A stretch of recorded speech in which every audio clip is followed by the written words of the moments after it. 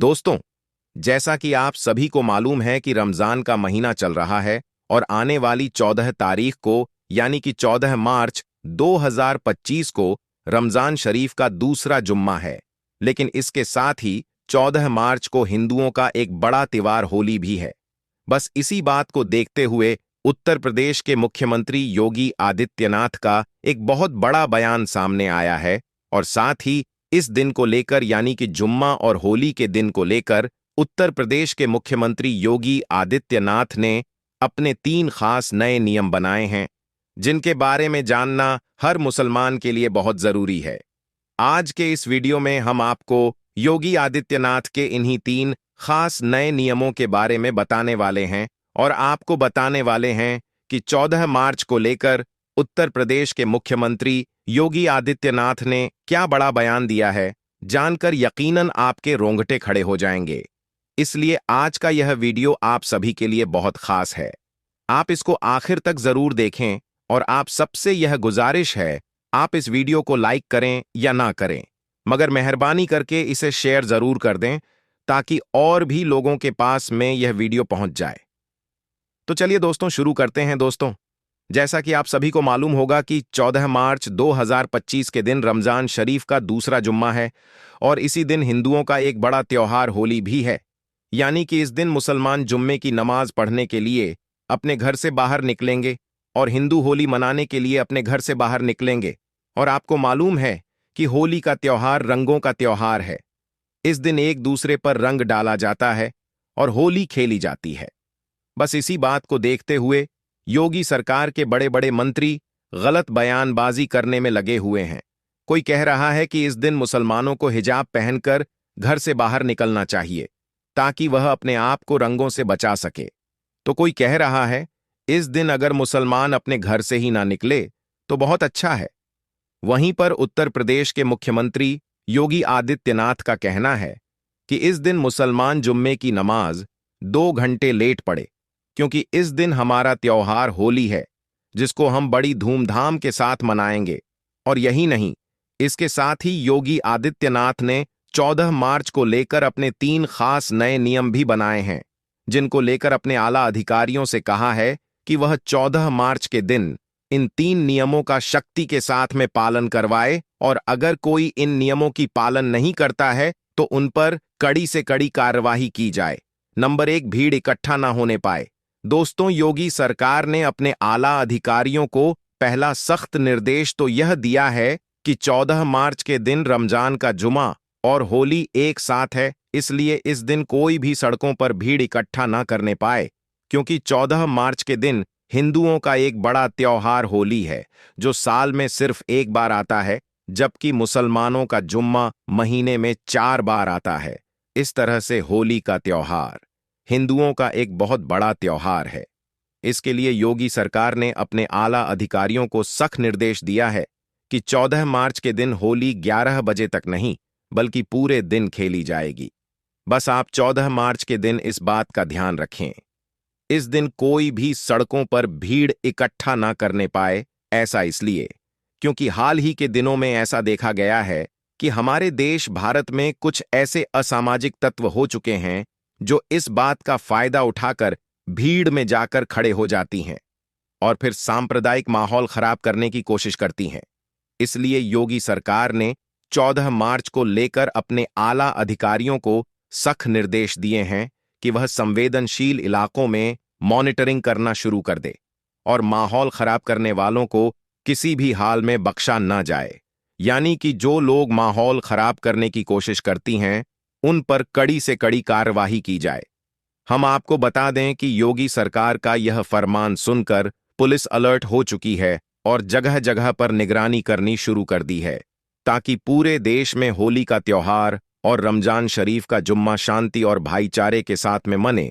इसके लिए पुलिस अब से ही अलर्ट हो चुकी है और संवेदनशील और अति संवेदनशील इलाकों में मॉनिटरिंग करना शुरू कर दी है, क्योंकि इसके लिए योगी सरकार ने अपने आला अधिकारियों को निर्देश दिए हैं और कहा है कि वह 14 मार्च के दिन इस बात का सख्ती के साथ पालन करवाने की कोशिश करें। होली का एक दिन है, जैसे पूरे साल ईद का इंतजार करते हैं तो हिंदू पक्ष भी होली का इंतजार करता है। पूरे साल में तो ये बहुत प्यार का त्योहार है, तो शांति से ये निपटना चाहिए, और जो लोग इसमें उपद्र पैदा करेंगे तो उनको बख्शा नहीं जाएगा। तो उस दिन आप पूरे दिन अपने घर में रहे, अपना बच्चों के साथ, अपना घर में रहे अपने बच्चों के साथ, कि आप निकलना चाहे तो आपका दिल इतना बड़ा होना चाहिए। नंबर 2, ड्रोन कैमरों से नजर रखी जाए। दोस्तों, योगी सरकार ने अपने आला अधिकारियों को दूसरा सख्त निर्देश यह दिया है कि 14 मार्च के दिन पूरे प्रदेश में अगर कहीं पर भी कोई माहौल खराब होता है तो इसी जगह पर फौरन ही धारा 144 लगाते हुए वहां पर नियमों का शक्ति के साथ में पालन करवाया जाए। और यही नहीं, फौरन ही ऐसी जगहों पर शादी वर्दी में पुरुष और महिला पुलिस को तैनात किया जाए और ड्रोन कैमरों से ऐसी जगहों की खास निगरानी रखी जाए। इसका मतलब यह है कि 14 मार्च को लेकर योगी सरकार ने अपने आला अधिकारियों को सर निर्देश दिया है। इस दिन ड्रोन कैमरों से लोगों पर नजर रखी जाए और जगह जगह पर पुलिस को तैनात किया जाए ताकि कहीं पर भी कोई सांप्रदायिक माहौल खराब ना हो सके। इसके साथ ही जगह जगह पर गाड़ियों की और बाइकों की चेकिंग भी की जाए, और अगर कोई पुलिस की कार्यवाही में दखल अंदाजी करने की कोशिश करता है तो उस पर फौरन ही कड़ी से कड़ी कार्यवाही की जाए। के अलावा योगी सरकार ने अपने बयान में यह भी कहा है कि 14 मार्च के दिन कोई भी मुसलमान मस्जिद के बाहर यानी कि सड़क पर खड़े होकर नमाज ना पढ़ने पाई, यानी कि इस दिन सिर्फ मस्जिद के अंदर ही नमाज पढ़ी जाए। अगर पहली बार में लोग ज्यादा हो रही हैं तो 2 बार में करके नमाज पढ़ी जाए, लेकिन मस्जिद के अंदर ही पढ़ी जाए। कोई भी मस्जिद के बाहर सड़क पर नमाज ना पढ़ने पाए, इसके लिए जितनी भी बड़ी बड़ी मस्जिदें हैं उनके आगे पुलिस की तैनाती रखी जाए ताकि किसी भी तरह का कहीं पर कोई माहौल खराब ना होने पाए।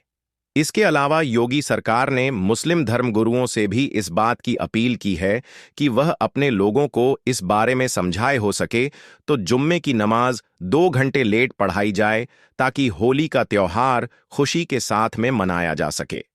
अब यहां पर योगी सरकार को यह नहीं मालूम है कि जुम्मे की नमाज कोई दुनियावी प्रोग्राम नहीं है जो 2 घंटे लेट पढ़ाया जाए। इसका टाइम तो फिक्स है, ये तो अपने टाइम पर ही अदा होती है। और नंबर 3, सोशल मीडिया पर निगरानी रखी जाए। दोस्तों, योगी सरकार ने 14 मार्च को लेकर अपने आला अधिकारियों के लिए तीसरा फरमान यह जारी किया है कि 14 मार्च के दिन सोशल मीडिया पर 24 घंटे निगरानी रखी जाए।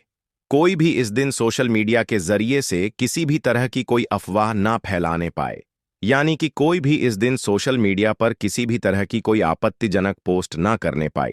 इस दिन अगर कोई भी सोशल मीडिया पर हिंदू मुसलमानों को लेकर गलत पोस्ट डालता है या अफवाह फैलाता है तो उस पर फौरन ही कड़ी से कड़ी कार्यवाही की जाए। और यही नहीं, इसके अलावा योगी सरकार ने अपने आला अधिकारियों को यह भी सख्त निर्देश दिया है कि जो लोग जुम्मा और होली को लेकर भड़काऊ बयानबाजी देती हैं या नफरत भाषण देते हैं तो ऐसे शरारती तत्वों के साथ जीरो टॉलरेंस की नीति अपनाई जाए, यानी कि ऐसे लोगों पर खास नजर रखी जाए और फिर उन पर कड़ी से कड़ी कार्यवाही की जाए। और साथ ही सोशल मीडिया पर 2400 घंटे खास निगरानी रखी जाए, यानी कि इस दिन माहौल खराब करने की कोशिश करने वालों पर खास नजर रखी जाए और फिर ऐसे लोगों पर कड़ी से कड़ी कार्यवाही की जाए। दोस्तों, इसके अलावा हम आपको यह भी बता दें, इससे पहले उत्तर प्रदेश के मुख्यमंत्री योगी आदित्यनाथ ने रमजान के महीने को लेकर भी यह कहा था कि रमजान के महीने में सुबह शेरी के वक्त मस्जिदों से बार बार आवाज न लगाई जाए। इसके लिए योगी आदित्यनाथ ने अपने आला अधिकारियों को निर्देश दिया था कि जितने भी मस्जिदों के ऊपर लाउड स्पीकर लगे हुए हैं उन सब की आवाज को धीमा करवाया जाए, यानी कि रमजान के महीने में किसी भी मस्जिद से लाउड स्पीकर से जोर जोर से ना बोला जाए। खास तौर पर सुबह शेरी की वक्त बेवजह शोर शराबा न किया जाए। इसके अलावा उत्तर प्रदेश के मुख्यमंत्री योगी आदित्यनाथ ने मुस्लिम धर्मगुरुओं से अपने लोगों को समझाने की अपील भी की थी, जिसके बाद मौलाना रशीद फिरंगी ने मुसलमानों से अपील भी की कि वह सुबह शेरी के वक्त बेवजह शोर शराबा न करें ताकि आपके पड़ोसियों और मोहल्ले वालों को किसी भी तरह की कोई परेशानी ना हो। मतलब के मौलाना रशीद फिरंगी ने मुसलमानों से अपील की कि वो सुबह शेरी के वक्त बार बार माइक में ऐलान न करें। दोस्तों, याद रखिए, रमजान का महीना रहमतों और बरकतों वाला महीना है, इसलिए आप इस पाक महीने में अल्लाह ताला की खूब इबादत करें और नेक और अच्छे अच्छे काम करें और आने वाली 14 तारीख को मस्जिदों में जाकर जुम्मे की नमाज अदा करें और अल्लाह से अमन और भाईचारे के लिए दुआ करें। लेकिन इसके साथ ही आप इस दिन कोई भी ऐसा वैसा काम ना करें जिसकी वजह से आपको या फिर आपकी कौम को किसी भी तरह की कोई मुसीबत का सामना करना पड़े, आपके सामने कोई परेशानी आन पड़े। इसलिए आप इस दिन कोई भी गलत काम ना करें और ना ही किसी से कोई छेड़खानी करने की कोशिश करें। और साथ ही आप इन 3 नियमों का शक्ति के साथ में पालन भी करें। अल्लाह ताला से दुआ है कि अल्लाह पाक हमारे देश भारत में अमन चैन और भाईचारा कायम करें और हम सबको आपस में भाईचारे के साथ जिंदगी गुजारने की तौफीक अता करें और आने वाली 14 तारीख को हम सबको बुरे लोगों से महफूज रखें। आमीन अल्लाहुम्मा आमीन। एक बार आप भी कमेंट बॉक्स में आमीन जरूर लिख दें। आपका वीडियो देखने के लिए बहुत बहुत शुक्रिया।